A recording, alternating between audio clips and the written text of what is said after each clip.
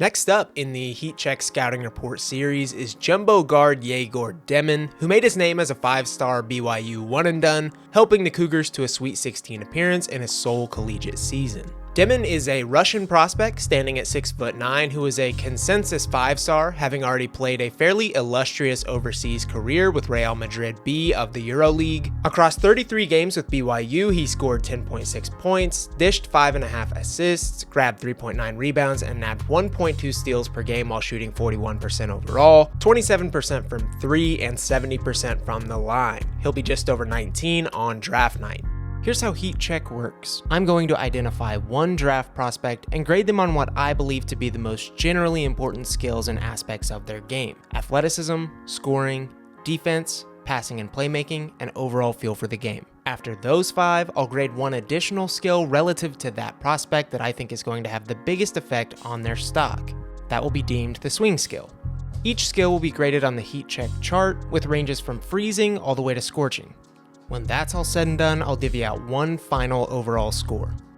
Starting with Demin's athleticism, I've gone with a cool grade. Despite a really positive frame, Demin is a pretty underwhelming athlete both horizontally and vertically, and it unfortunately bleeds into his overall game. Demin stands at what's probably a legitimate 6'9" and has a rumored but unconfirmed 7-foot wingspan. He's on the spindlier side but projects to bulk up and otherwise has a pretty elite frame and size for his role and play style. And that will certainly help with his face-up style as a jumbo guard. The issue in this area being Demin's just not explosive in leaping, going north-south or east-west, and even more than that, he's fairly slow-moving generally, has more of a rigid, upright style, and little to no real creation juice via those athletic tools. He's unable to blow by defenders with speed, he typically can't make his rim finishing easier with real vertical lift, and he lacks the physicality to create advantages via strength. And the combination of those things makes scoring harder, defending harder. It just generally makes life tougher on Demin at the collegiate level, and that's going to elevate to a whole new stratosphere when he steps onto the court in the NBA.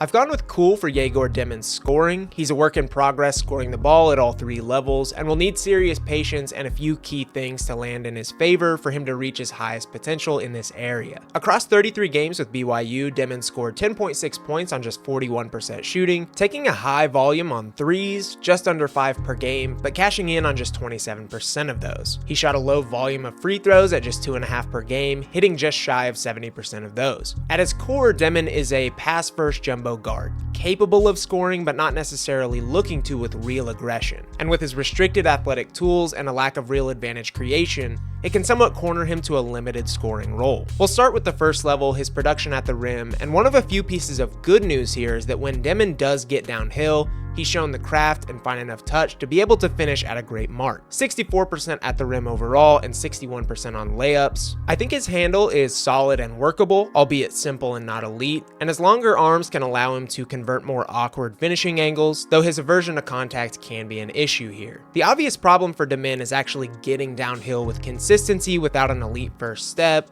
burst, and explosiveness. In the half court, he is completely reliant on ball screens, seeing a blistering 192 total possessions as the pick and roll handler, where he finished a productive 45% of those shots and 53% of his 2-pointers. But outside of the pick and roll, he's generally pretty unproductive and inefficient. He ranked below average spotting up per synergy, below average in transition, saw just 20 total possessions in isolation across 33 games, again hinting at that major lack of advantage creation. The other aspect of Demin's scoring game lies in his jumper, which statistically doesn't quell scoring fears. He shot 27% on all jump shots with the Cougars, only hitting 30% of his catch and shoot shots, and a pretty abysmal 23% on unguarded. Despite a high volume of dribble jumpers, he still only hit 25% of those, too, and his under 70% mark on limited free throws doesn't necessarily inspire confidence. Some good news in regard to Demin's shooting is that I think the form is mechanically in a good starting place for growth, and I think the high dribble jumper shot diet certainly damaged the percentages to some degree. Overall, Demin's just a highly unique offensive player, one who at 6'9" bucks the trend of shot hunting in favor of setting up teammates, but isn't necessarily polished in off-ball areas such as spot-up shooting, cutting, or transition play. He needs the ball to be at his best, but hasn't yet been an efficient scorer at any level. Ultimately, whatever team drafts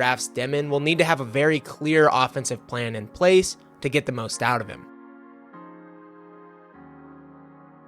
For Egor Demin's defense, I've gone with warm. This is somewhat of a projection, as right now his defense can at times suffer the same raw fate as his offense, but I think his frame gives him a fairly high baseline here, and I'm less worried about his athletic limitations on this end of the floor. Across 33 games, Demin posted a nice 1.2 steals and 0.4 blocks, finishing with a defensive box plus minus of just 2.2. His height and length can aid him greatly on this end, but on the flip side of that coin, his slender frame can cause some issues in defending more physical matchups. Some of the same athletic limitations rear their head on this end, but to a lesser degree. Demin doesn't have elite lateral mobility, but his lack of north-south speed isn't as needed here in staying in the way of and disrupting opposing offense. Off-ball, Demin has a high basketball IQ and showed some instinctual tendencies in prodding the ball away, jumping passing lanes, and even seldomly blocking shots. But he likely isn't slated to be a massively impactful defensive playmaker in the NBA, rather a good solid average who can blend into team defense. His on-ball defense has a ways to go, especially in thinking about the NBA weapons that he'll be guarding, but his mix of length, awareness, and effort offer a fine floor and ceiling. The NBA is sure to offer a real skill check on defense for Demin, especially early in his career, but I'm optimistic he can eventually reach a middle ground. For Egor Demin's passing and playmaking, I've gone with scorching. Most simply, I think he's the most talented passer in this class, and I think a lot of his value and intrigue is tied to this area. Across 33 games with the Cougars, Demin dished a team-high 180 assists to 97 turnovers, good for 5.5 to 2.9 per game, and a near 2-to-1 assist-to-turnover ratio. He finished with a blistering 35% assist percentage, in spite of his 22% turnover percentage. Demin is a captivating passer-playmaker, able to see over most defenders with his 6'9" frame, and rip just about every read with lightning quick processing. As you'll see here, he has potentially the best blend of effortless velocity and accuracy I've covered in 3 years making these videos, hitting shooting pockets with sniper-esque precision. It feels like there should be cartoon smoke trails coming off the ball in some of these clips. Demin can make just about every pass in the book written by Magic himself. He's phenomenal off a live dribble, in the pick and roll, he has feathery touch on lobs, can zip it in transition, absolutely everything. And just another quick note, there's a ton of distance on his passes generally. There's no stat I could find for this, but if there was for how far assists travel on average, Demin would undoubtedly be at the top. His turnovers per game and turnover percentage are of course high, but that's just kind of the deal with risk takers such as Demin, and I feel pretty confident in that area being cleaned up as he continues developing. Living in OKC and having covered the Thunder rebuild firsthand, I've heard head coach Mark Daignault talk at length about passer playmakers, namely Josh Giddey, who could really alter the on-court dynamic by changing the pace in transition, seamlessly processing offensive shifts and subsequently ball moving, or simply making plays that others can't. And Demin absolutely fits this same mold, able to galvanize transition or even half-court offense in this way, ramping up pace and rhythm. He's like the packet of Crystal Light you put into the ice-cold water. And for all his scoring and defensive concerns, this is the area that can kind of bring you back around on Demin's game. He's truly unique here and an absolute blast to watch. For Egor Demin's unquantifiable feel for the game, I've gone with hot. I think he's a high field player, though this area somewhat comes with a caveat. To me, it's clear enough in Demin's passing and at times his scoring that he's a high field player. There's too many absurdly high level plays that he makes too consistently for me to think otherwise. He's got a silky smooth pick and roll game, can pinpoint ropes to the corner, put it in the breadbasket in transition. I think Demin has a keen understanding of what's happening and just a high feel aura. The issue being Demin's athletic tools aren't always able to put him in position to consistently capitalize on these situations. While he may know the corner shooter is open, he doesn't have the blow-by speed or a tight enough handle to open up that lane, leading to him instead forcing it or abandoning an opportunity in favor of something else entirely. So while I do think Demin is a high field player, he's somewhat pigeonholed and hampered via this lack of true advantage creation, which honestly is a ceiling limiter.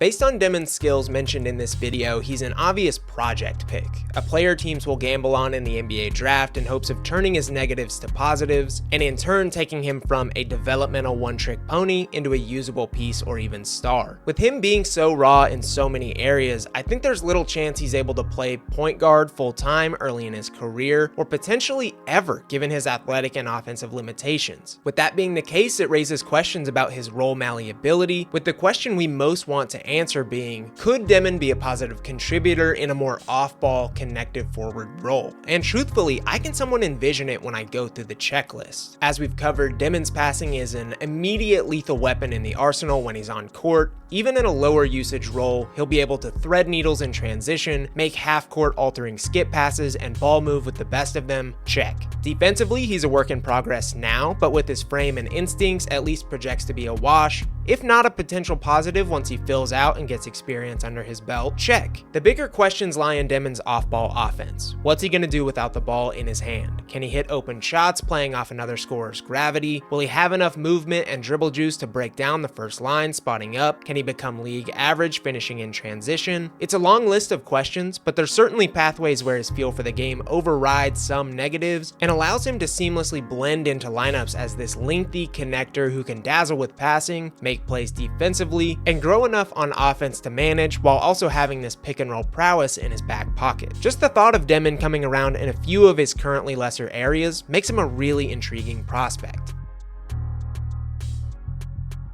The grade. I've gone with a grade of 7.6 for Egor Demin. There's plenty of legitimate concerns regarding his overall game, but his flashes are so high and there's so many through lines to improvement that I really understand a gamble on him in the late lottery or mid-first round. Demin's going to be polarizing as a prospect for several reasons. He's going to be physically outmatched early in his NBA career. He has massive room for growth in scoring, defending, nearly everything, but there's some huge part of me as an evaluator that simply can't shake how impactful this archetype can be when done right. And Demin has a few things that jump out to me. Real size, a pretty jumper, improvable defense that make me think he could be the prince who was promised among jumbo connectors. There's almost no middle ground between a capable rotation player and being completely unplayable for Egor Demin. But almost all good picks at the NBA draft come with risk, and his blend of size, skill, and IQ can help me get past some of the issues. That's it for this one. Let me know what you think of Egor Demin, what you grade him, where you draft him, drop who you want to see in the next heat check, and we'll see you next time.